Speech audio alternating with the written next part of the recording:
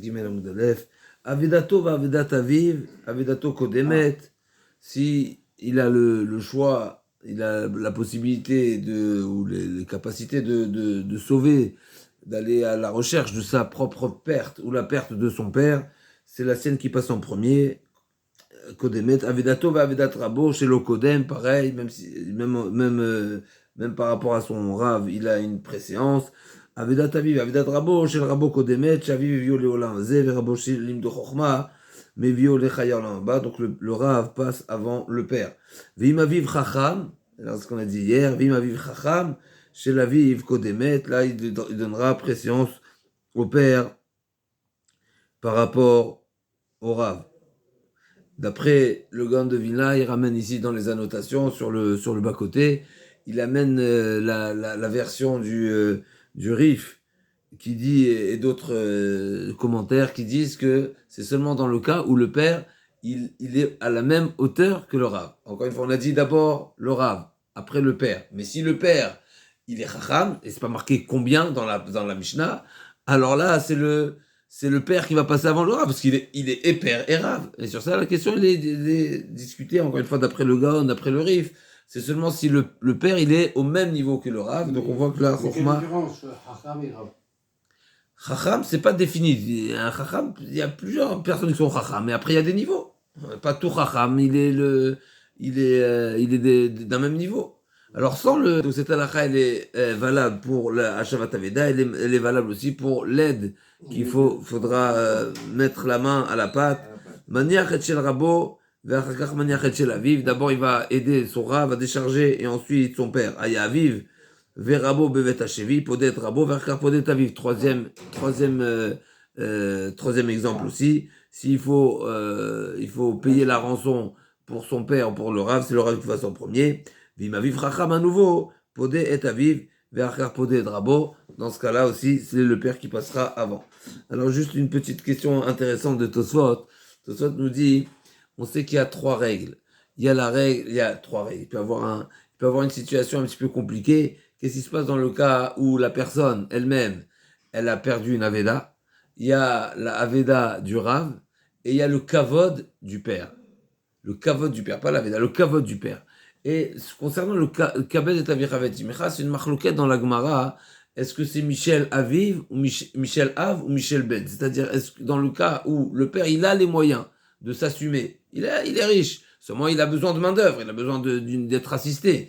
Est-ce que le fils, il a l'obligation de débourser? Tout le monde est riche, bah, au Hachem, tout le monde a de l'argent, c'est pas ça la question. La question, c'est est-ce que le fils, Mishum Kivud Avaim, est-ce que la mitzvah de Kivud Avaim impose le fils à débourser pour son père dans le cas où le père a? C'est une marloquette, et ce qu'on retient, c'est Michel Av, le fils, la mitzvah de Kibud Avaim n'impose pas le fils à débourser pour le père si le père il a. Si le père n'a pas, ben c'est comme toute personne qui est pauvre ou celui qui est riche, et ben il a le devoir de venir le secourir, de lui venir en aide. Mais s'il a, ça vient du père. Alors il dit comme ça tout de suite.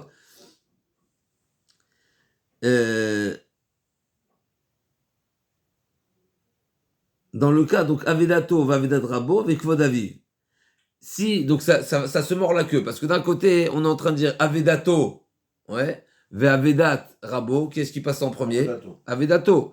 Par contre, Avedato ve Kvodaviv, qu'est-ce qui passe en premier? C'est le père qui passe en premier, Kvodaviv. Avedato ve Rabo Kvodaviv, et Kodem, et Avedato, alors Kvodaviv Adif, le Mandamar Michel Ben. D'après le Mandamar qui dit que le fils, il a le devoir, on a dit que c'est une marloquette. Donc d'après le Mandamar qui dit que le fils doit débourser pour son père, quand le père demande un service, imaginons, le fils il a perdu son âne, il y a eu une inondation, il y a eu des crues, et l'âne il est en train de partir, et le père qui appelle le fils, il dit j'ai besoin d'être aidé à la maison, j'ai besoin d'être servi à manger ou d'être transporté, etc. Et le fils il a son âne, qu'est-ce qu'il fait? Normalement, si c'est Michel Ben, si le fils, pardon, a le devoir de débourser en faveur de son père, donc il doit abandonner sa aveda pour le kavod de son père. Mais d'un autre côté, il a aussi un troisième rendez-vous ici, c'est avec le Rav. Et le Rav et le père qui passent avant? Le Rav. Le Rav et le père, c'est le Rav. Donc d'un côté, lui et le père, qu'est-ce qui passe avant? c'est le père, d'après celui qui dit que c'est Michel Ben. Mais d'un autre côté, il reste une deuxième équation ici. C'est le Rav et le père. Et le Rav et le père, qu'est-ce qui passe avant? C'est le Rav. Mais si il se confronte, lui, entre le Rav et le fils, qu'est-ce qui passe avant? Le fils. Donc ça se mord la queue. Donc d'un côté, il y a le père qui passe avant le fils. Mais d'un autre côté, il y a le Rav qui passe avant le père. Et si on ferme la boucle, eh ben, il y aura le fils qui va passer avant le Rav. Donc le fils va passer en premier. D'accord, on est bon, parce que le Rav, le fils par rapport au père, c'est le père. Le père et le Rav, c'est qui? C'est le Rav. Mais le Rav et le fils, c'est qui passe en premier? C'est le fils, Avidato Kodemet. Donc ici, c'est la question de Tosfot, c'est une question que Tosfot soulève dans plusieurs... Mais je suis désolé, mais c'est... Donc Tosfot y répond à cette question qu'effectivement, il devra se préoccuper de sa propre Aveda. Pourquoi? De Aviv Nene Migoufa Bema... Decha de Aviv Nene Migoufa Bema Chav le Kabdo, Kigon Shrot le Behemtecha. אבל הניחה לעבד ותביא לי לאכול, שגם לאב קשה האבדה, אלא שרוצה לאכול. De toute façon, il dit un grand chidouch dans les halachot de Kibud Avahem, même d'après le Mandamar qui dit que le kavod, on a le devoir, le fils a le devoir de débourser pour son père, même dans le cas où le père a les moyens, c'est seulement débourser, la dépense va être au bénéfice du père.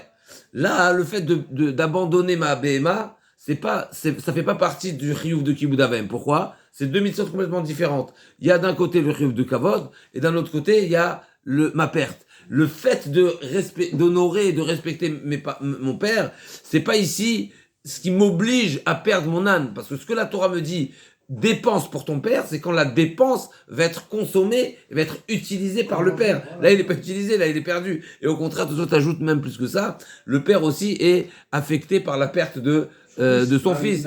Donc c'est pour ça que tout ça, tu dis, dans ce cas-là, il commencera par sa propre Aveda, et ensuite, la Aveda, ce qu'il en sortira, c'est qu'il ira se préoccuper de la Aveda de son Rav, puisque le Rav passe avant le père, et ensuite le père en troisième position. Mais là, Némile, l'Agma demande d'où nous savons que la personne, la perte et la défense, on va dire, préserver ses propres biens passe avant le père et avant le Rav. On a déjà vu dans l'Agma, elle avait rapporté Amar Avuda Marav, Amarka Efes Kilo Yebecha Evion, c'est une mitzvah de ne pas être Evion, donc de faire attention à son argent. Shelcha Kodem Michel Koladam, Amar Avuda Marav, Kola Mekem Batsmukar, sauf Balidekar. Mais bien sûr, c'est pas parce qu'on passe avant les autres qu'il faut être makpid et dire non, je suis en premier, je me mets en premier, comme ça, n'est-ce pas, celui qui se fait passer toujours en premier, eh ben il finira, chas v'shalom, par être Evion ou Alenu. Même si c'est pas, donc même si c'est pas une obligation, même si c'est pas une obligation de laisser et de donner préséance à notre ami, mais celui qui, à chaque fois et tout le temps, il se met en avant, il se met en premier, il pense à ça, à soi-même, au lieu de penser aux autres, il finira par être, comme ça il dira, Shivim tamid medagdek, pour être ma'alav ol gminut chasadim uzaka, vesof shetzerech la briot, celui qui il finira par avoir besoin d'autrui. Aya aviv et rabon aussi maso, iten rabanan, rabo she'amru, donc là, c'est de l'égocentrisme. Chazak, exactement. Même si, halachiquement, on a le droit, mais voilà, tu vas complètement te défaire du souci des autres. Il y a marqué comme ça, je ne me rappelle plus la phrase, celui qui... Rabo she'amru, rabo she'limdo chokhma, velo rabo she'limdo mikra ou mishna. Il y a différents enseignants. Il y a les enseignants qui apprennent à lire la Torah écrite, et il y a la Torah orale, il y a la Mishnah, et il y a la Chokhma. La Chokhma, c'est déjà un troisième niveau. Du Rabbi Meir. Donc la Chokhma, c'est déjà on va dire la capacité de faire usage du savoir, n'est-ce pas? La Chokhma. Il dit Rashi, Svarat ta'ameh Mishnah ou la vin chez Sutrot Zézé, c'est déjà les explications, les approfondissements, de manière à ce que tous les enseignements soient bien à leur place et qu'il n'y ait pas de contradiction ou de questions qui manquent de compréhension dans les enseignements qui pourraient être contradictoires. D'après ça, c'est la vie d'Arbi Meir. Rabbi Yehuda Omer, quand Sherov Chochmato Emeno, ça suffit pas. La Chochma, ça suffit pas d'avoir un approfondissement, mais il faut en plus de ça, c'est relatif à son savoir, à son niveau. Il faut que ce soit le Rav qui est cité ici dans la Mishnah, c'est le Rav à partir duquel on a appris la majorité de sa Chokhma. Chez Rov Romatom le Rabbi Yossi Omer, Afilu lo eirena vela b'Mishnah achat, même si le Rav ne lui a seulement, l'a éclairé seulement pour un enseignement, une Mishnah, Zeo Rabo, il s'appelle aussi son Rav.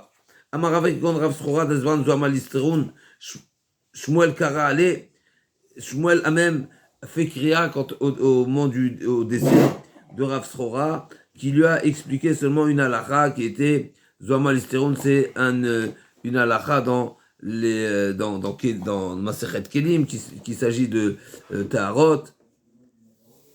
Et donc, Shmuel dit, donc c'est plutôt Rabbi Yossi qui dit, Rava qui dit, c'était un ustensile qui était particulier, et c'est Rav Srora qui lui a simplement révélé quel était l'usage de cet ustensile. C'est un ustensile qui était, je ne sais pas si c'est un écumoire ou un ustensile qui était utilisé pour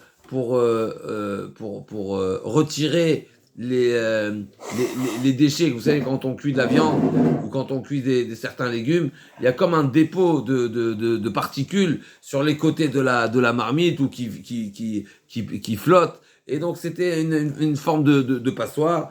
Et donc même le fait qu'il m'ait enseigné, qu'il m'ait précisé, qu'il m'ait éclairé à ce niveau-là, il est déjà considéré mourav. Et Shmuel a déchiré les vêtements à son décès. Omer Rabbanan echad yored lamat hashechi ve'echad poteach kiven. Excusez-moi. Rava Amar, excusez-moi, j'ai mal lu. Amar Rava qui gon Rav Srora d'Azvan Zoam Listerun. Point. Donc ça c'est le premier. Donc ça c'est Rava qui parle de Rav Srora qui lui a enseigné qu'il a éclairci concernant cet ustensile particulier. Et Shmuel Karamane, et Shmuel a déchiré les vêtements sur un des Chachamim. Et encore une fois, son nom n'est pas mentionné. On le répète souvent, quand le nom n'est pas mentionné, ça révèle le niveau du Rav, parce que normalement, quand une personne qui est nommée, c'est son nom, Shmuel Lefanav, c'est qu'il a une belle réputation. Ah, Omer Rabbanan, on n'a pas dit son nom, mais en tous les cas, on voit que Shmuel l'a quand même honoré et c'est quand même endeuillé sur lui. Il a déchiré les vêtements. Qu'est-ce qu'il lui a expliqué? C'est-à-dire le fait de ne pas le nommer, c'est une bonne réputation. Au contraire. Ou c'est une grande réputation. Au contraire, s'il était d'une grande réputation, on aurait mis son nom. Donc c'est pas une bonne réputation. Ça veut dire, c'est pas du grand niveau. C'est pas du grand niveau. Ça veut pas dire qu'il y a quelque chose à lui reprocher, mais c'est pas du grand niveau. Donc il y aurait de la matachechi et echad poteach kiven. Donc c'est une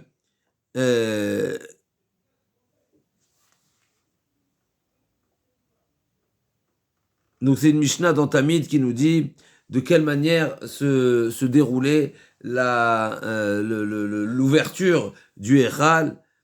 Donc celui qui, comme ça, il dit dans les explications, le Kohen qui était, il y avait des tirages au sort, il y avait des goralotes. Celui qui avait mérité de faire le Dishun, Mizbeach Hapnimi. Excusez-moi. Le sujet là des Maftechot, Rashi nous dit, on va lire Rashi. משנה עם מסכת תמיד אצל הנכנסים שחיד לפתוח דלתות ההיכל, מי שזוכה בדישון מזרח הפנימי, ושתי מפתחות בידו, אחד יורד לאמת השכי ואחד פותח כיוון, c'est-à-dire, אחד מן המפתחות האלו פותח פשפש הצפוני שאצל פתח ההיכל בקרן מזרחית צפונית, של אולם והיכל. Donc il y avait deux clés, deux ouvertures, et l'une ouvrait sur le côté nord, qui était chez Etzel Petach Haechal Bekren Mizrachit Tzfonit, donc est, nord, d'accord. Donc quand on a le Beth Amikdash en face, on a le côté ouest en face. Donc on a le nord à droite, n'est-ce pas, et le sud à gauche. Donc Mizrachit Tzfonit, c'est l'angle, n'est-ce pas? Ouais, c'est l'angle, le premier angle à droite. Quand on est dans le Echal. Mizrachit, Tsefonit, donc c'est à droite. Mizrachit, c'est Ulam ve'Echal, qui dit Natam, Shne Pishpishim Ayalou le Shar Agadol, Echad Tzfon, Echal ve'Ulam, ve'Echad Lidromo. Donc il y avait deux ports, deux ouvertures.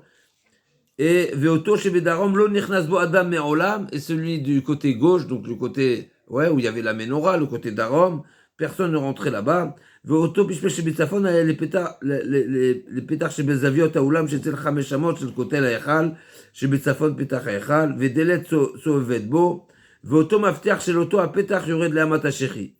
Ok, donc c'est cet enseignement-là de Echad Yored Lamat HaShechi qui était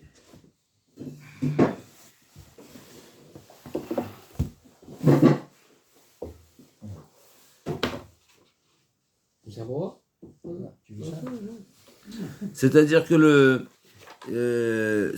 que a priori la serrure, si je comprends bien, hein, de cette porte était tellement profonde qu'il fallait insérer la main jusqu'aux aisselles pour pouvoir ouvrir. Il y aurait de la matachéré, si je ne me trompe pas.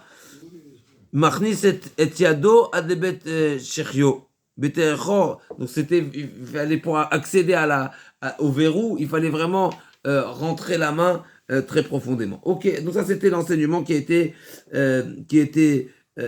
clarifié pour Shmuel par un rave, et il a considéré son rave à tel point qu'il a déchiré les vêtements sur lui. Amaroula talmidei chachamim shebebavel omdim ze mipnei ze vekorim ze al ze. Les talmidei chachamim donc qui étudient à Bavel particulièrement, on va voir tout de suite. Alors ils ont un statut entre eux, chacun est rave de l'autre. Ils se donnaient ce kavod-là. Omdim ze mipnei ze, chacun respecte l'autre en se levant devant lui. Et alors, s'il y en a un qui décède, et bien aussi ils vont déchirer les vêtements un envers l'autre. Uliana Aveda, Bimkom Aviv. Uliana Aveda, Bimkom Aviv, Enam Chosrim Ela le Rabo Mouvak. Par contre, quand il s'agit de cette, si il y a un jour, ces deux invitations à aller se préoccuper de la Aveda de son rave ou de son père, ce sera seulement dans le cas où c'est son rave Mouvak. C'est-à-dire, Inachelami, c'est pas parce que de manière générale, habituellement, ils se respectent et ils s'honorent mutuellement, que ça veut dire qu'ils ont la définition de rave par rapport à la valeur du père et à contrebalancer la position du père. Donc le père, par rapport au rave qui est les talmidim de Bavel, c'est le père qui est à préséance. Et c'est seulement si le rave aura l'appellation de rave mouvak, qu'on appelle mourav, donc c'est rave chez l'amad Rov Chochmato qui lui a enseigné la majeure partie de sa sagesse. Alors là, ce sera le rave qui passera devant le père. Rav Chizda a posé la question à Ravuna. Des fois, l'enseignant, le rave, encore une fois, on parle de Ravuna, Rav Chizda, c'est des sommités. Et il a posé comme ça la question. Des fois, le rave, il a besoin de l'élève. N'est-ce pas? Ce qui est, la Mishnah nous a dit, des fois, le rave, il a besoin de l'élève dans plusieurs. On peut imaginer toutes sortes de situations, ou bien des fois comme ça la Gemara nous raconte que le Rav oublie. Alors nous ça arrive à la fin il oublie, il est amené à oublier par vieillesse, des fois l'élève il est très perspicace et donc n'est-ce pas, il éveille l'attention de son Rav. On peut supposer toutes sortes de situations où le Rav, comme la Mishnah le dit encore une fois, donc c'était la question de Rav Chizda qui a posé à Ravuna, qui était son Rav. Et donc Ravuna, il a mal pris l'histoire, il a compris qu'il a piqué ici pour vouloir lui dire, tu as besoin de moi. Comme ça, Ravuna a jugé Rav Chizda. Donc Rav Chizda, Kabemine Rav Chizda, mais Ravuna, Talmid vetzarich lo rabo. Effectivement, dans le cas où le Rav a besoin de son élève. Maï, Amarle, Chizda, lo tzarich nalach. Il lui a dit, j'ai pas besoin de toi, c'est toi qui as besoin de moi. Adarbaim Shenit, pendant 40 ans, ils se sont fait la tête. Ikpada Adade, encore une fois, c'est des vélo aïe les gabé Adade. Yativ, Rav Chizda, Arbein Tarnita, Mishum Dechalaj Date de Ravuna. Rav Chizda a pris sur lui 40 jours de jeûne parce qu'il a été la cause de il a affecté Ravuna parce qu'il a mal traduit sa question.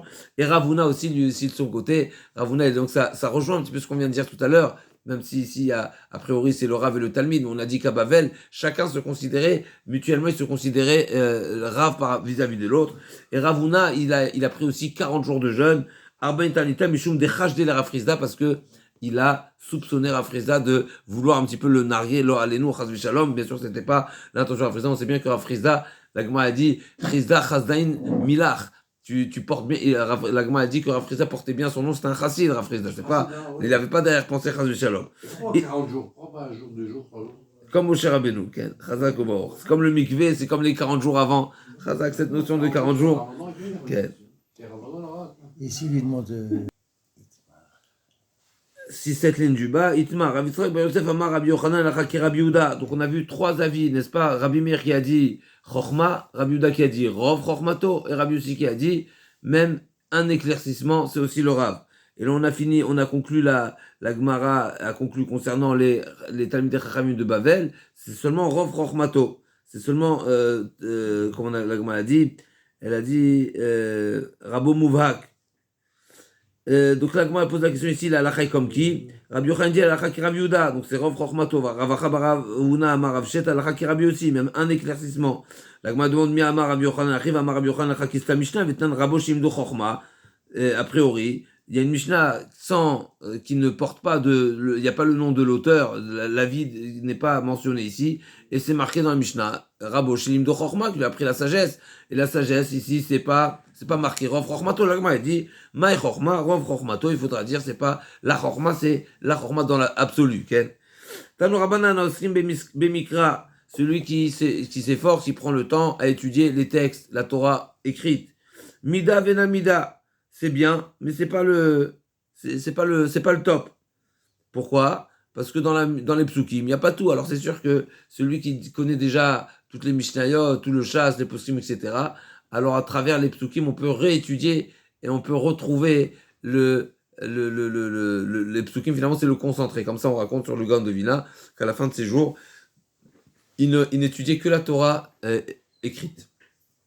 Pourquoi? Parce que c'est à travers la Torah écrite qu'il retrouvait tous les enseignements qui sont de la Torah orale. Mais en tout cas, là, c'est pas de ça qu'on parle. Donc, Mida Vinamida, pourquoi? Parce que le Rashi nous ajoute ici un point très, très important. Il dit la Gemara et la Mishnah, il exige beaucoup de répétitions. Et parce que les textes à l'époque, donc la Gemara et la Mishnah n'étaient pas rédigés. Et donc, c'était quelque chose qu'il fallait beaucoup d'efforts. Il fallait s'investir pour retenir tout ça. Gemara, Enecha Mida, donc on a dit quoi? Aoskim Bamikra, Mida Benamida, Bemishna, Mida, Benotnim ala Sachar. Gemara, Enecha Mida Gdola Mizou, ou Leolam Everas la Mishnah, Yoter Mina Gemara. A priori, si on a une contradiction, donc d'abord, la Mikra c'est bien, la Mishnah c'est encore mieux. Et la Gemara, c'est le top. Mais malgré tout, c'est marqué dans la Gemara. Heveratz la Mishnah, empresse-toi à apprendre la Mishnah. Sur la Gemara dit, je comprends pas. Tu es en train de me dire que la Gemara, c'est le top. C'est pas, c'est ce qu'on fait tous les jours, Bezrat Hashem. Mais d'un autre côté, tu me dis, Heveratz la Mishnah, ça veut dire empresse-toi pour apprendre la Mishnah. Ben, décide-toi, je fais la Gemara ou la Mishnah. La Gemara dit, Agoufa Kaché, Amarta bi Gemara, Nechamida Gdoula, Bizou, Vadar, Amarta ou Heveratz la Mishnah, Yotam la Gemara. Tu me dis de m'empresser et de donner une préséance à la Mishnah par rapport à la Gemara, Rabbi Yochanan. Bimé Rebi Mishnazu, Shavku Kule Alma Matnitin Vazlu Batar Gemara. C'est au temps de Rebi où tout le monde a abandonné la Mishnah et ils se sont donnés que à l'étude de la Gemara. Et sur ça, Adar Darash Leu Lolam Everas la Mishnah Yutamina Gemara. Et sur ça, Rebi les a repris en leur disant qu'il faut se donner à l'étude de la Mishnah. Pourquoi? Parce que Rebi craignait que les Mishnayot allaient être oubliés, comme ça Rachid dit, et il risquerait d'inverser les noms des Tanaïm, etc., et faire du mélange total qui est essentiellement le sujet de la Gemara, en tout cas très souvent en grande partie, de remettre les choses en place, à savoir chaque avis, chaque opinion à sa place. Maïdarouche Kedarat Rabbi Yehuda Berabbi Lai, Maïdirtiv Hagel Ami Pisham le Bet Yaakov Chatotam. Donc la Gemara demande, c'est quoi la dracha que Rebi a enseigné, c'est-à-dire de quel pasouk il a fondé son enseignement quand il a voulu reprendre les étudiants en leur disant de ne pas abandonner la Mishnah, sur quoi il a basé son enseignement, sur quel pasouk il a fondé. Alors la Gemara dit, comme Rabbi Yehuda Berabbi Lai, Maïdirtiv Hagel Ami Pisham Bet Yaakov Chatotam. Haged Ami Pisham, à quoi fait, de quel type de faute on parle? Et le Talmid Chacham chez Shgagod, Nesim Mem Gizdonot. Le Talmid Chacham, celui qui est compétent, celui qui a étudié, celui qui connaît la Torah, même quand il faute par inadvertance ou par ignorance, par manque de connaissances, eh ben ça lui est considéré comme du zadon, comme si c'était volontaire, parce qu'il n'est pas censé fauter. Et Nesulim qui se donnote, ou le Bet Yaakov Chatotam, Elou Ameharetz, chez Zdonot, Nesulim Shgagaot, et à l'inverse, à l'opposé, le Hamaretz, celui qui est ignorant, qui n'a pas eu le mérite d'étudier, même quand il fait les choses volontairement, ça lui est comptabilisé comme si c'était involontaire. Pourquoi ? Parce que s'il n'a pas suffisamment étudié, il n'a pas suffisamment d'informations, il n'a pas suffisamment la connaissance et la profondeur des choses, alors on ne valorise pas la chose. Malheureusement, quand on faute, pourquoi on faute ?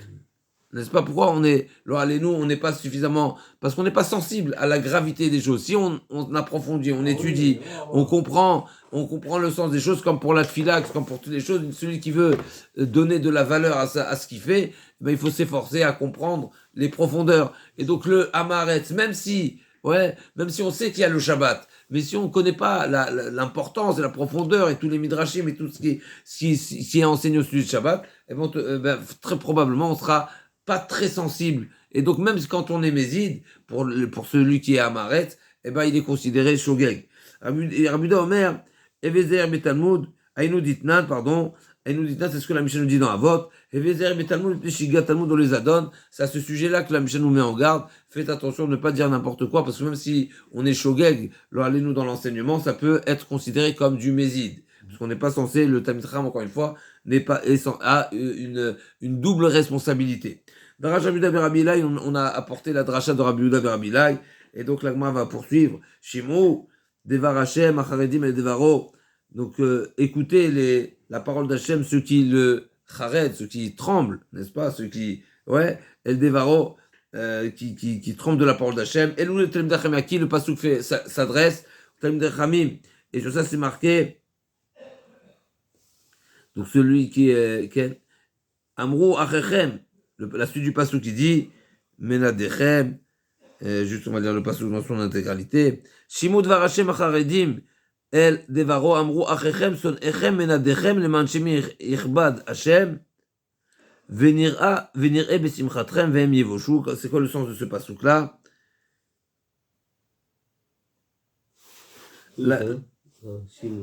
C'est une haftara, d'Ishaya. Donc le pasuk qui dit comme ça, c'est qui Acharedim, Achechem, c'est qui Achechem?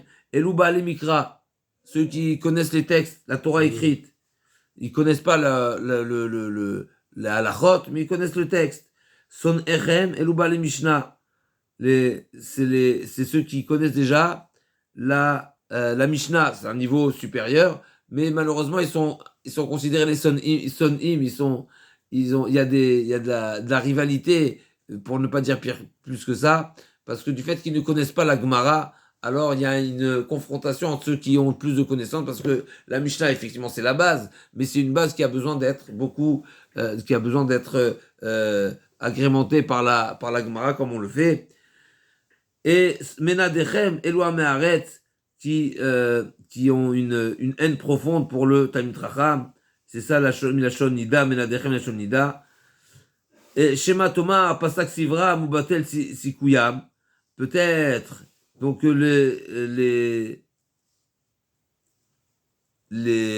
ignorants malheureusement, donc ceux qui n'ont pas eu la chance d'apprendre la Torah comme il se doit, ils connaissent que la Torah écrite ou que la Torah, que la Mishnah. Est-ce que peut-être cela, il n'y a plus de Avad Sikuyam, peut-être ils n'auront plus de, il faut s'en désespérer. La Gemara Talmud Lomar, venir et Besimchatrem, au contraire le Navi nous annonce et nous prédit que venir et Besimchatrem, c'est-à-dire comme si on s'inclut tous, venir et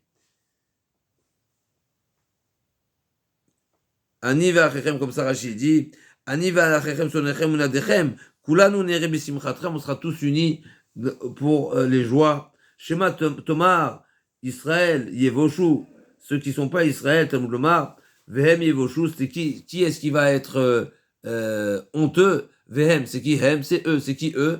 C'est les Goïm. Ovdei Kochavim Yevoshu, Ve Israël Ismachu, tous les Israël, donc tous ceux qui s'efforcent à étudier, Echadam Arbe Vechadam Amit, Bilvat Shechaven Libo, n'est-ce pas, les Shem Shamaim Nishma, mais il n'y a aucun désespoir pour personne. Et alors c'est intéressant ce pérec de Elou Metziot, n'est-ce pas, par quoi il commence? C'est quoi la première Sugia de Elumetziot? On a dit entre Abba et Verava, ce qui s'appelle la Sugia de Yehush. Yehush, c'est le désespoir. Yehush Midat, c'est l'Omidat, une personne qui a perdu quelque chose. N'est-ce pas? Est-ce que tu désespères? Est-ce qu'il a, avec information, sans information, et Yehush et l'Omidat, et le Pérec finit en nous enseignant qu'il n'y a pas de désespoir pour les Israël. Et même celui qui a on va dire, un minimum de connaissances, il y a toujours l'espoir, il y a toujours l'espoir de mériter à découvrir davantage la Torah. Alors on y va. On passe de nouveau Perek, Bezartuit Barach. Donc on passe à un nouveau sujet ici, on parle de dépositaire, l'engagement du dépositaire. Il y a des engagements, mais il peut avoir aussi des retombées qui soient à son avantage. Tout à l'heure, j'ai pas compris, c'était un peu triste ce qu'on a dit là. Il y a différents niveaux de responsabilité d'un dépositaire. Shomer Chinam, Shomer Sachar, et ensuite il y a le Shoel, l'emprunteur, et il y a le Socher, le loueur. On va parler pour l'instant du Shomer Chinam. Shomer Chinam, c'est le dépositaire qui est pas payé. Son niveau de responsabilité, c'est seulement de garder le niveau de garde minimum, c'est-à-dire on va lui réclamer au cas où il a été fautif. Pocher, c'est fautif. Par contre, si ça lui a été volé, ou c'était perdu, c'est déjà un deuxième niveau, il est dispensé. Maintenant, on va revenir, on va se poser la question, comment ça va se dérouler le procédé de cette réclamation. Donc Réhouven est déposant, il a déposé chez Shimon, et Shimon prétend que l'objet lui a été volé. D'accord? Donc il va le poursuivre en justice, il va dire, voilà, je t'ai déposé ma voiture, je t'ai déposé un objet, et tu prétends que ça a été volé, jure que ça a été volé. Tu jures, tu es dispensé. Ça, c'est la règle du Shomer Chinam. Le gardien qui est pas, il doit jurer. La Torah dit, Shvuat Hashem tie ben shenehem, im lo shalach yado im lechedreu, il devra jurer. Et on a dit, la Gemara a dit, il y a 3 Shvuot. C'est quoi 3 Shvuot? Premièrement, qu'il n'a pas fait usage du bien. Parce que s'il a fait usage du bien, il est devenu voleur, et s'il est devenu voleur, il a toutes les responsabilités. Deuxièmement, il devra jurer que ça a réellement été volé, donc ça a été volé, que ça se trouve pas chez lui, que ça a été volé, qu'il n'en a pas fait usage. 3 Shvuot. 3 Shvuot, 3. vous avez dit Shelo shalach yado im lechedreu, qui n'a pas fait usage. Parce que s'il a utilisé le bien, il lui a déposé une chaise, et il s'est assis sur la chaise, c'est un voleur. Si c'est un voleur, ça a été, il a toutes les responsabilités. Même s'il avait besoin de la chaise. Et alors, il y a celui qui a déposé. Expliqué avant comme ça. Voilà, on va voir dans les mots maintenant. C'est une introduction, comme ça tu sais ce que tu vas en parler. L'introduction, ça c'est pas le texte, c'est mais c'est comme il a dit le Rav tout à l'heure. On comprend bien et après, voilà. Donc la Mishnah nous enseigne, celui qui a déposé chez son ami, Behema Okelim, une bête ou des ustensiles. Qu'est-ce que ça veut dire mafkit? Déposé. Déposant, il a déposé un dépôt. Mafkit zel chaver Behema Okelim venegvinevo chez Avdou, ils ont été volés ou perdus. Shilem velo ratzal ishava. Et ce chômeur-là, on va parler du cas du chômeur Chinam pour l'instant, il a été bon, et il a dit, je suis prêt à payer, je paye, je veux pas jurer, je paye. Tu me crois pas, tu me fais pas confiance, tu me réclames une chose, moi je veux pas jurer, je paye. Chéri Amrou, chômeur Chinam, je l'avais yoté. S'il avait voulu, il aurait pu se défaire en jurant, parce qu'il est dispensé de dédommager le vol. Donc il a dit, mais lui il veut pas jurer, il a dit, je suis prêt à payer. Donc s'il avait voulu, il serait dispensé, mais il a dit, non, moi je paye quand même. Si on a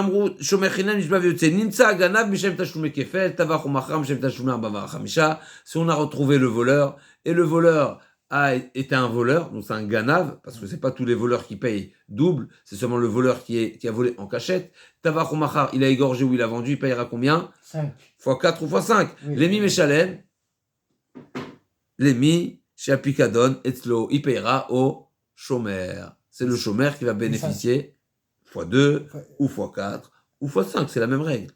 C'est la même logique. Une fois, pour gratifier le service que ce chômeur une fois qu'il a payé, on considère que le déposant est prêt de lui approprier la bête juste avant le vol, et donc le voleur a volé le chômeur et il n'a pas volé le propriétaire. Une fois qu'on s'est mis d'accord et que j'ai dédommagé. Par contre, Nishba Velorata Shalem. Par contre, si le chômeur a été en justice et il a juré, il s'est défait de cette réclamation, eh ben le voleur à qui va payer? Au propriétaire. Mais tavach ou machar, nimtsa ganam, j'aime tachou mekefet, tavach ou machar, j'aime tachou bavacham, mishalemi, j'aime pas la picadon. Donc ça c'est évident. L'agma elle pose la question. Première question, une question qui est de présentation de la Mishnah. Pourquoi il était nécessaire de nous détailler Behema au Kelim, une bête ou des objets, des ustensiles. C'est la même chose. Dis-moi tout simplement, pourquoi tu me détailles quel était l'objet du dépôt? Behema au Kelim, pourquoi? Lama limitne Behema, velama limitne Kelim tzriche deitana Behema. Donc la Gemara elle dit ici, tu sais pourquoi je t'enseignais les deux? Parce que il y a un chidouche. Le chidouche de notre Mishnah c'est quoi? C'est essentiellement cet enseignement que le déposant gratifie le chômeur de ce bénéfice qui va lui retomber, n'est-ce pas? Combien il est prêt à le gratifier? Quand est-ce qu'il est prêt à le gratifier? La Gemara a dit, j'aurais pu croire, c'est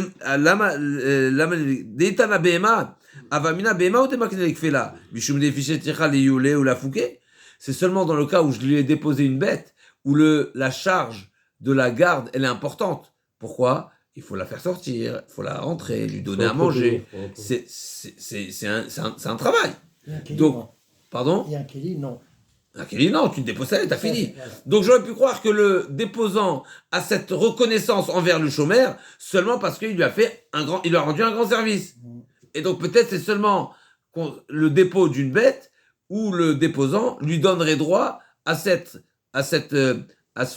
récupération de la double part ou du x4 ou x5 parce qu'il a travaillé en sa faveur. Par contre, Aval Kelim, vite, donc Aval Kelim, Delon Afish Checha, Imalo Makne Fela, vite Ana Kelim Avamina, Kelim ou de Kamakne Fela, Mishum Delon Afish Felayu, Aval Bema de Itavach ou Macham Cheteshma Vachamisha, Imalo Makne Fela, Tsecha. Par contre, si j'avais enseigné seulement des objets, alors j'aurais dit seulement les objets. Pourquoi? Parce qu'au maximum, il va toucher combien? Double. Là, tu as x4, x5. Donc peut-être le x2, oui, mais x4, x5, non. C'est pour ça que c'était nécessaire au Tana de la Mishnah de nous donner aussi bien l'exemple de l'objet et l'exemple de la Béma. Dans les deux, il y a une raison qui est plus simple et plus évidente, et dans les deux, il y a un chidouche. Et là, on revient au sujet essentiel qui est comment se fait-il, de quelle manière il va prendre droit sur ce kefel, alors que le chômeur n'est seulement chômeur, il n'est pas propriétaire, et donc le voleur a volé le propriétaire, et non pas le chômeur. Donc comment le chômeur va avoir ce droit de réclamation envers le voleur? La Gemara dit, Matkifla Rami Bachama, Veha, En Adam Akne Davar Shelo Bala Olam. Un homme, il n'y a pas de transaction possible d'un bien qui n'existe pas. Va filou les Rabbi Meir. Et c'est vrai que c'est un sujet discuté entre Rabbi Meir et Rachamim. D'après Rabbi Meir, on peut vendre de la récolte qui n'a pas encore poussé. Mais c'est seulement dans quel cas? Afilou Rabbi Meir, Adam Akne Davar, un émilé qui gagne période desquels, David et Dehatou. Seulement de la récolte, Rabbi Meir dit je peux le vendre. Tu sais pourquoi? Parce que la récolte vient naturellement. Période desquels, les fruits, ils poussent. Il n'y a pas de. Même s'il peut y avoir des surprises, effectivement, et c'est ça le point de discussion, c'est certes. Mais Rabbi Meir dit c'est suffisamment la probabilité et le teva que le bon Dieu a décidé sur terre, il est tellement. On va dire, en nous, comme une évidence, Razak ou Baruch, que la personne est prête à faire, il a cette on va dire, ce bitachon, que la transaction sera transaction. Donc ça, c'est la vie. Rabbi disent non. Mais en tout cas, ce qui est certain, c'est seulement pour de la production, où Rabbi Meir dit, je peux la vendre avant qu'elle ait déjà poussé. Mais quand, ici, c'est pas de la production. Pourquoi? Qui a dit que ça va être volé? Qui a dit que ça va être payé? Qui a dit qu'on va le trouver? Qui a dit qu'il va pas reconnaître au Beddin? Qui a dit qu'il aura de quoi payer? Là, comment on va dire tout ça? Et donc, finalement, c'est quelque chose qui est très lointain d'aboutir à ce remboursement de x2. Il est très lointain. C'est du 6 à 5. C'est conditionnel. C'est conditionnel. Et quelque chose qui est conditionnel, la personne n'a pas le date. Là, comment elle répond? Donc, un émilé qui aura une période desquelles David et Dehatou, Avalacha, Miyemar de Migneva, qui a dit que ça va être volé, Bichlal. Vim Timtselomar de Migneva, Mimar de Mishtekar Ganav, qui a dit même si ça va être volé. Donc d'abord, qu'est-ce qui va être volé? Donc un déposant, il pense pas au vol. Et à plus forte raison, le chômeur. Je te fais une tova, j'ai un service, il est parti en vacances, dans un mois tu reviens, je te rends tes affaires, il n'y a pas de problème. Est-ce que tu as pensé au vol? Non, c'est pas quelque chose. Donc premièrement, qu'est-ce qui va être volé? Pense bien, fais mort. Deuxièmement, même si ça va être volé, qui a dit qu'on va retrouver le voleur?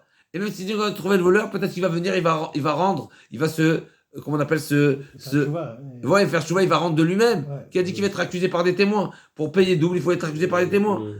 Dis-moi Modé au Miftar, peut-être qu'il va reconnaître.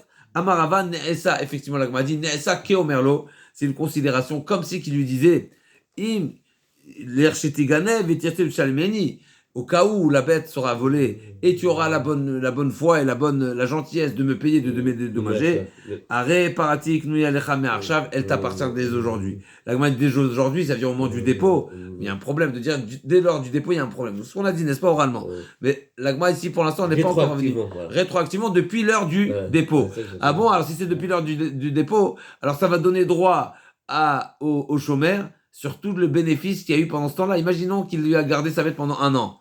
Et ben, toute la production de cette bête, la laine, le lait, tout ça, tout va lui revenir au chômeur alors, rétroactivement.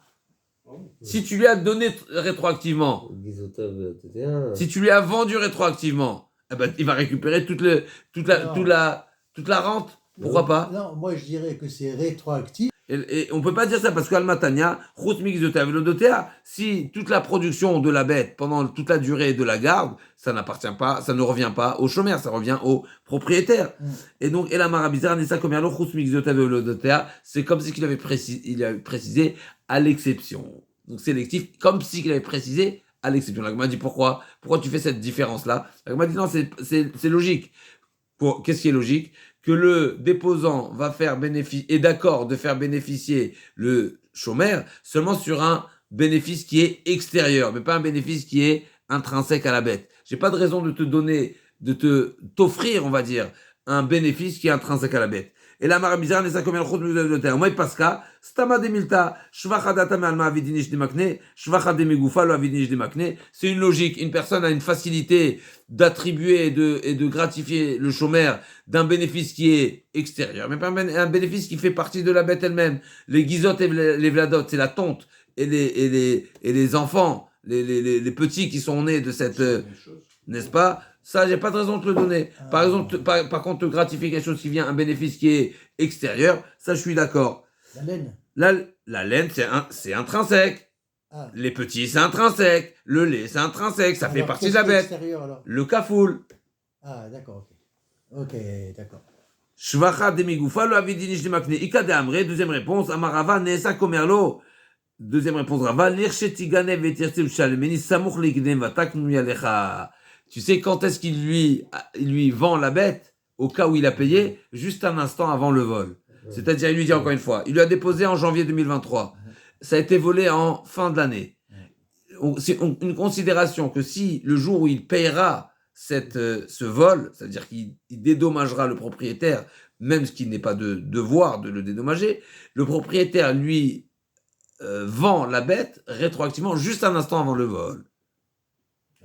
Et donc, il n'y a pas la question de la Giza et des Vladot, de la tonte et des petits qui sont nés et du lait et autre chose qui viendrait de la bête. C'est le propriétaire. Tout appartient au propriétaire. Maï Benayou, Ika Benayou, Kouchet de Rabizera, Inami de Kaima Beagam. La Gemara dit en découle deux différences entre les deux réponses. Premièrement, la question de Rabizera. D'après Rava, je gagne la question de Rabizera. À savoir, il n'y aura pas la question qui va se poser concernant la tonte et concernant les vladotes, mais il y a, oui, une deuxième problématique, c'est si au moment du vol, elle ne se trouvait pas dans le domaine du chômeur. Alors, il ne peut pas lui vendre. Comment il a fait Kinyan? Pour faire Kinyan, il faut la transaction, il faut une agba, il faut une meshicha, ou il faut un khatser. Maintenant, si elle était volée alors qu'elle ne se trouvait pas dans le domaine du chômeur, il était en balade avec autre. Il a été la faire brouter. Ouais. C'est ça, voilà. C'était pas dans son domaine. D'accord. Après, c'est à toi de raconter l'histoire. C'était pas dans son domaine. Ouais. Comment il les connaît? Si tu dis que c'est au moment de la transmission, alors il fait Meshicha, il fait Achnas Adir Shuto, ça rentre dans chez lui. Mais si tu dis que le propriétaire est d'accord de lui vendre la bête juste un instant avant le vol, mais tout dépendra où se trouvait avant le vol. Si ça se trouvait dans son domaine privé, alors effectivement, il peut avoir Kinyan. Mais si ça ne se trouve pas dans le domaine privé, il n'a pas Kinyan. Et donc, il ne pourra pas bénéficier. Qui c'est qui pose la question? La Gemara, ce n'est pas une question. La Gemara dit, d'après l'explication de Rava, on ne pourra pas répondre et comprendre qu'est-ce qui se passera dans le cas où ça se trouvait dans un domaine qui n'est pas privé. Bezrat Bach, on se retrouve demain pour la suite de la Gemara.